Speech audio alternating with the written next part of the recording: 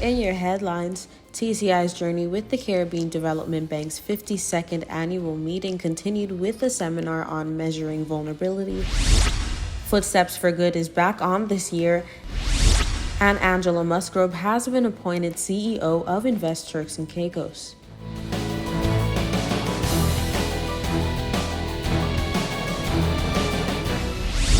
From the PTV Broadcasting Headquarters in Providencial is your number one source for news. I'm Erica Pinales, delivering the latest from across the country this Friday, June 17th, 2022, right to your door. Newswatch starts now. TCI's journey with the Caribbean Development Bank's 52nd annual meeting continued with a seminar on measuring vulnerability and resilience for small states, where Premier of the Turks and Caicos was interviewed. Let's take a look. The Honorable Charles Washington Mizik, Premier of the Turks and Caicos Islands, at the Caribbean Development Bank's 52nd meeting, pledged TCI's commitment to continuing the partnership with the CDB to achieve development goals. As the events for the CDB's annual meeting continued, just before the seminar on measuring vulnerability and resilience for small states began, Honorable Washington Mizik was interviewed on his thoughts on resilience. From a systems point of view, and from a management of the economy point of view, I think there's a lot we can learn from each other. We've got smart people within our diaspora. We have smart people within the region. There can be more in terms of knowledge transfer. There can be, and some of our people may even have resources that could be invested in the region to make it more economically sustainable, but also to make the, as I say, the management of the region, both at the political level and at the business level, sustainable and resilient. Infrastructure, building infrastructure. We should make sure that those are resilient. So after a storm, they don't all disappear, and now you have to start all over again. Honorable Mizik reminded that the last hurricane we experienced took out our source of power, yet we were still able to get up and running only after 6 weeks of the very severe storm, hence emphasizing the importance of resilience. Building resilience in terms of the physical plant, the infrastructure, but also our systems of government. The ability to expand our infrastructure rests to some extent on how we manage procurement. And I believe across the region, I'm hearing complaints about the sort of anemic rate of drawdown on public sector investment programs. And so this is where I think we can help each other. The CDB, in particular, with its pool of knowledge and experience and expertise, can help. The Honorable Premier believes that there are many ways that countries and the CDB can help each other become more resilient. Particularly some of the smaller countries who may not be able to purchase data within the confines of the boundaries of public service pay scales. And so there are all sorts of ways that we can help each other to be more resilient. Jason Cotton was the main speaker at the seminar, providing a further insight into the recovery duration adjuster, explaining how this seeks to improve multidimensional vulnerability index. The need to make the multidimensional vulnerability index better by incorporating both vulnerability and resilience in the framework. The second big idea that we'll be speaking today about is the importance of resilience building in the sustainable development of a developing country and small and developing states. And the third big idea relates to the need for an adequate financing ecosystem to assist countries in achieving their sustainable development development objectives.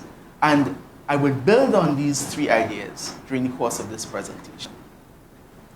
And the argument we are making at the bank is that while the existing Multidimensional Vulnerability Index, or MVI, being proposed is an improvement to the GNI, the current system that influences access to concessional finance, it does not go far enough in terms of capturing the realities of small island developing states. Newswatch learned that even when small states have achieved high levels of gross capital income, there are still significant challenges after exogenous shocks from things such as high debt levels, underlying infrastructure weaknesses, and etc. We are speaking about access to concessional finance.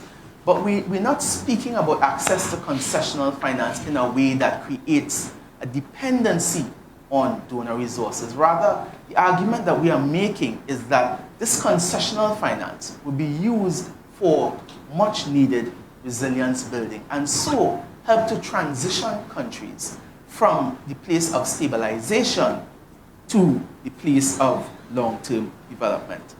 So we are proposing through our RDA a vulnerability and resilience framework that goes beyond the susceptibility to a shock to consider how the country is building resilience, its ability to bounce back from the shock. And we're doing so because we observe that in the region and further afield, our countries are being struck by shocks that are decimating their capital stock, wiping out their productivity, and this is constraining their development. Stay tuned for more of this story in a subsequent newscast. Footsteps for Good is back on this year and registration has opened. This week, Newswatch spoke with Mrs. Amanda Dakin about what we can expect. Take a look. Footsteps for Good 2022 is on this October, and already registration has opened for what promises to be another exciting adventure around the TCI. Amanda Dakin, wife of the governor and patron of the Turks and Caicos Islands Red Cross, says she is eager to get things underway as this year promises to be exceptional. This is the second year that Mrs. Dakin will be hosting the event, first started by Jill Beckenham, wife of the former governor Peter Beckenham, in 2014. Under Mrs. Beckenham patronage, the event ran for 3 years, raising tens of thousands of dollars for several local charities. Mrs. Dakin says after meeting Mrs. Beckenham in 2019, she promised to restart the hike, which had stalled in 2017. That promise had involved an ambitious twist, one that Mrs. Dakin incorporated in 2021 when she first restarted the event with a collaboration of John Gallimore, a seasoned explorer of the TCI. Footsteps for Good is now a 225-mile circumnavigation of the TCI over 13 days. Participants are allowed to choose how they want to take part: wade, swim, kayak, row, walk, run, and bike. It's all for charity. The trip covers the full length of the Caicos Islands, Providenciales through to North, Middle, East, and South Caicos, then crossing to Grand Turk, Sole Key, and finally completing the circle back to Providenciales via Sand Key, Ambergris Key, French Key, and West Caicos. But this may be the last year that Mrs. Dakin will organize the event, as Governor Dakin's term in office comes to an end soon, with no indication so far that he will be staying on in the territory as the Queen's representative. I believe whoever is the next governor's wife or husband will carry the torch of Footsteps for Good into the future. No doubt about it. No matter what, I know that all those involved in running the event, and there is a lot on all the islands, our partners, the Provo Roadrunners, the Red Cross volunteers, and of course the intrepid John Gallimore, who conceived the route. They're all here to stay and to continue the adventure into the future. The event raises well-needed funds for over 20 local charities working with the vulnerable and hungry, chronic illness, youth development and empowerment, environment, heritage, special needs, and animal welfare. The event kicks off on October 21, and participation costs just $20, and with that you get a souvenir t-shirt. Interested persons can email info2022fsfg@gmail.com for information and registration forms. For those under the age of 18, registration is free. For PTV News Watch, I'm Delana Isles. It's time for a quick break. More News Watch when we return.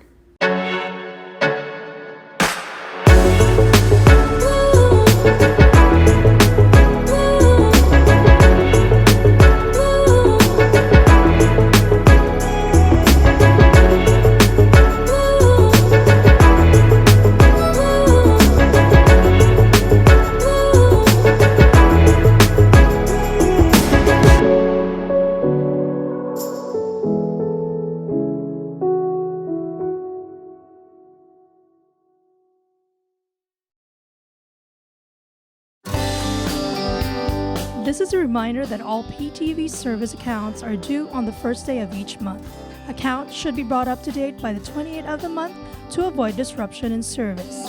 Payments may be made on our office at Stubbs Diamond Plaza, Providenciales, Mides Plaza, North Caicos, and Airport Road in South Caicos. Payments may also be made online using Scotiabank, CIBC First Caribbean Bank, and Royal Bank of Canada. Please allow 3 business days for online payments to be processed. We thank you for your cooperation.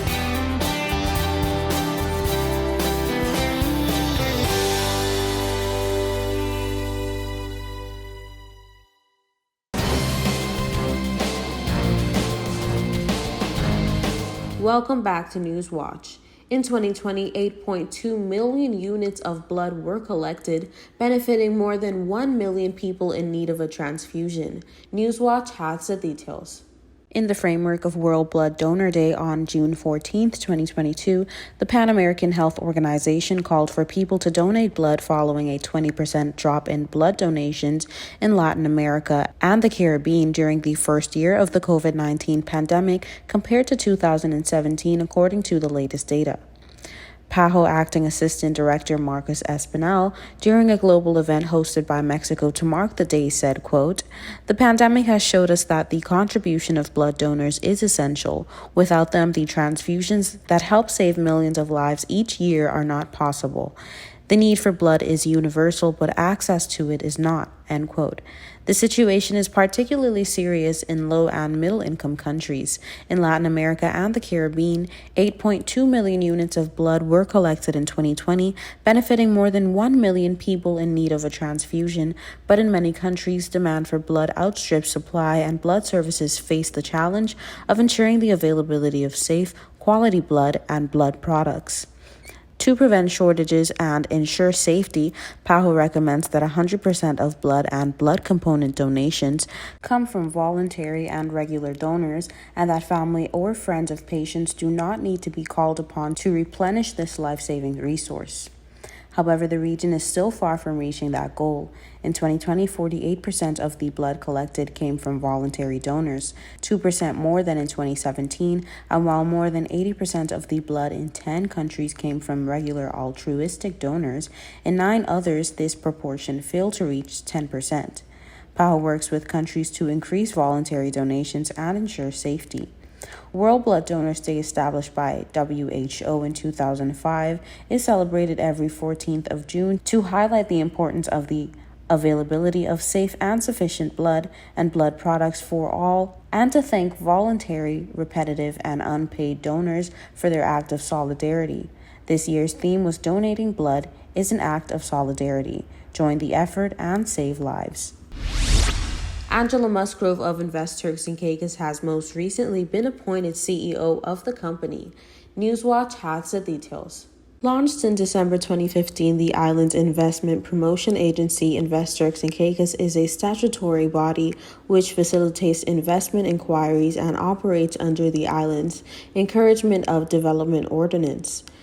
The agency is dedicated to providing free and confidential advice and support, including information on the local business climate, facilitating the investment process through liaison with key government departments, advice on government incentives and concessions to investors, introductions to local service providers, suppliers, advice on immigration matters, including permanent resident certificates and specific ongoing support following the setup of a business.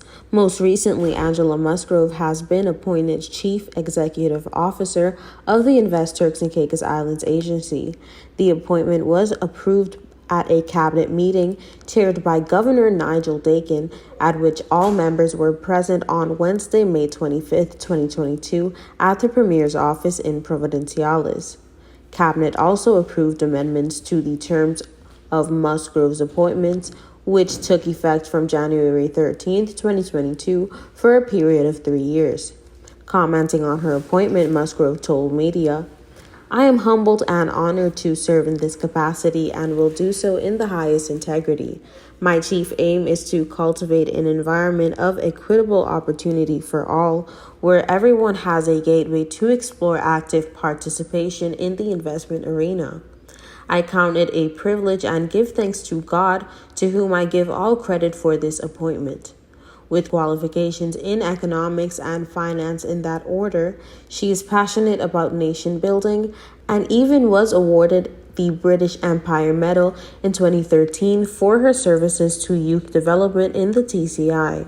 The Invest TCI website said she is excited about her continued contribution to the development of these islands in her current role, which brings a sense of pride and fulfillment, being able to promote the business opportunities available in the Turks and Caicos, attracting investment that will ultimately improve the quality of life for the people of the Turks and Caicos Islands. Angela enjoys simple pleasures, including family time and reading. She considers her volunteer work with the youth population as one of the most rewarding ways to give back to her community, as she firmly believes that you cannot build a nation without first empowering its people. Don't touch that remote. We'll be right back. Coming up next is your weather forecast. This is a reminder that all PTV service accounts are due on the first day of each month. Accounts should be brought up to date by the 28th of the month to avoid disruption in service. Payments may be made on our office at Stubbs Diamond Plaza, Providenciales, Mides Plaza, North Caicos, and Airport Road in South Caicos. Payments may also be made online using Scotiabank, CIBC First Caribbean Bank, and Royal Bank of Canada. Please allow 3 business days for online payments to be processed. We thank you for your cooperation.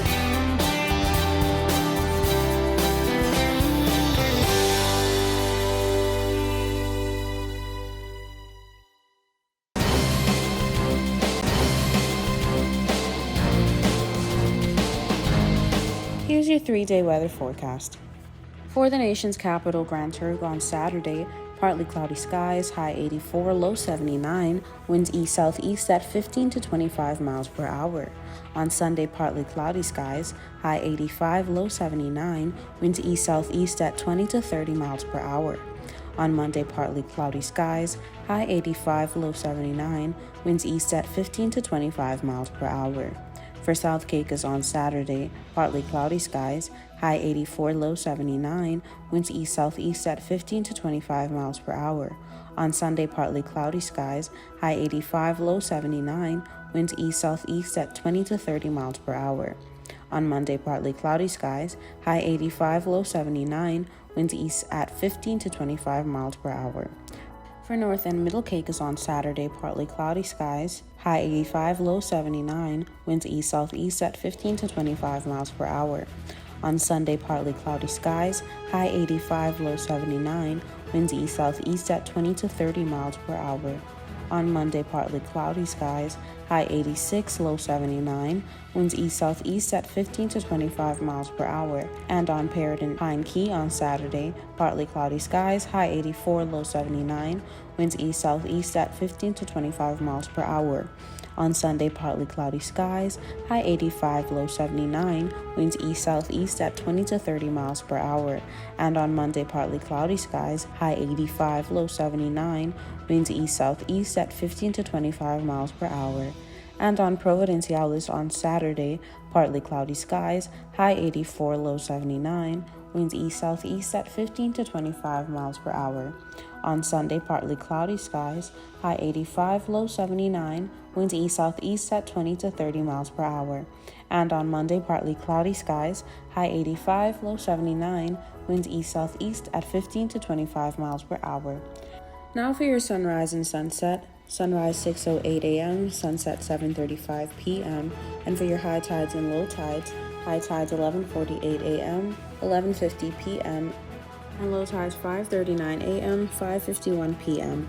And for your hurricane outlook, for the North Atlantic, Caribbean Sea, and the Gulf of Mexico, disorganized showers and thunderstorms located over the northwestern Caribbean Sea are associated with a trough of low pressure. Some slow development of the system is possible before it moves inland over northern Central America and the Yucatan Peninsula tonight or on Saturday. And that's it for your weather forecast and hurricane outlook. We'll be right back for more News Watch.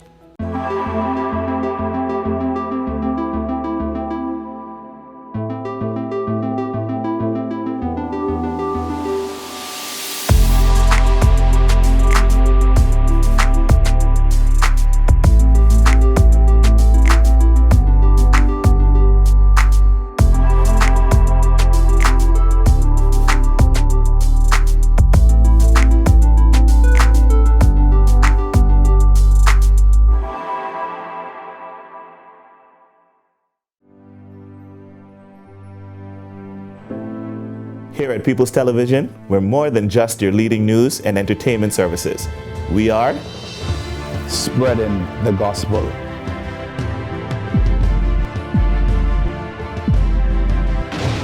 We are breaking barriers. We are preserving the culture. Each one, teach one. We are committed to excellence. We're creating change.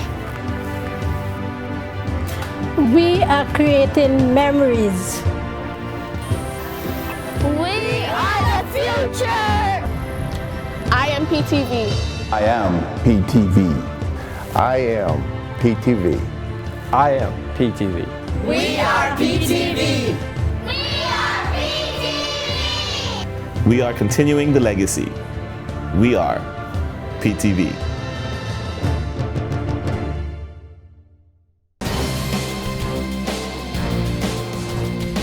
This story has so much valid information that we thought we'd run it again just in case you missed it. So what is PLAR? The Prior Learning Assessment Recognition is a certification pathway where experienced individuals in their respective fields are given the opportunity to obtain certification by producing stipulated evidence in the form of a portfolio or project, as well as sitting a challenge exam. Newswatch learns that of the 27 participants that sat the PLAR challenge exam, 23 were deemed fully competent in both the theory and practical aspects of the exam.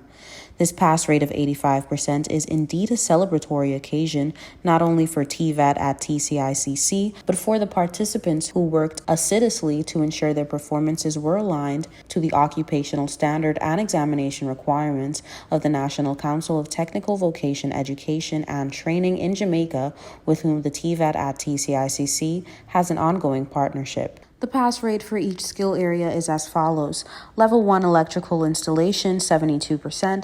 Level 1 customer service, 90%. Level 1 commercial food preparation, 100%. And Level 2 food and beverage or bartending, 100%. Each participant is now eligible to receive their CVQ certificate from the accrediting body NCVET under the Heart Trust NSTA. TCICC gives thanks to the facilitators from the Clement Howell High School and the Louise Garland Thomas High, who led the classes and guided students through the material. The Honorable Rachel Taylor, Minister of Education, Labor, Employment, and Customer Service, remarked that this certification is globally acclaimed and will enable each participant to build upon their competence and progress to the next level. She also expressed excitement over the success of the persons who stuck with the program to the end and extended an invitation to many others to register for CVQ courses that her government has made available to Turks and Caicos Islanders and British Overseas Territory citizens tuition-free. Interim President of TCICC, Mrs. Clara Gardner, echoed the minister's comments by stating that these results are indicative of the tremendous possibilities that exist to certify and situate the TCI as having a skilled and certified workforce to strategically contribute to our economic productivity. TVET Dean, Mr. Kevin Baxter, was keen to point out that this is just the beginning as we intend to impact all the sister islands and saturate the TCI with world-class training opportunities to meet the demand of an evolving global landscape. The TVET at TCICC is currently recruiting persons from Providenciales and Grand Turk to participate in the second cohort of participants to sit another PLAR TVET Challenge exam in November 2022. Due to the recent rainfall throughout the Turks and Caicos Islands, the Environmental Health Department advises residents, homeowners, apartment owners, and businesses to remove all debris, garbage from their premises and dispose appropriately at the public landfill or solid waste disposal sites on your respective island. The removal of debris and refuse or garbage from your premises will reduce mosquito breeding and prevent mosquito-borne and other vector-borne diseases such as the dengue fever. We gather that as the Vector Control Unit of the Environmental Health Department continues to monitor and treat mosquito breeding sites, homeowners, apartment owners, and business owners are advised to treat standing water on their premises by using cooking oil or any other environmentally friendly oil to prevent mosquito breeding. It is anticipated that mosquito populations and activities will increase over the coming weeks, and it is important to remind residents that mosquito control is a shared responsibility. Residents and businesses can help reduce the growth and reproduction of mosquitoes in and around their homes, businesses, and communities by taking the following precautionary measures. Check around buildings for anything that could hold water. Inspect your home and yard weekly. Turn containers over or cover them. Get rid of or cover old tires. Properly dispose of all garbage or refuse. Cover boats, children's pool, etc. Clean rain gutters and make sure they're flowing properly. Check screens for holes, tightly cover water drums and rain barrels. For more information, contact the Environmental Health Department. And that brings us to the end of this edition of The Real News. I hate to leave you so soon, but of course, you can join us right back here every weekday at 6:30 p.m. and tap into our social media platforms at www.ptv8tci.com. I'm Erica Pinales, keeping you informed, updated, and affiliated. Until next time.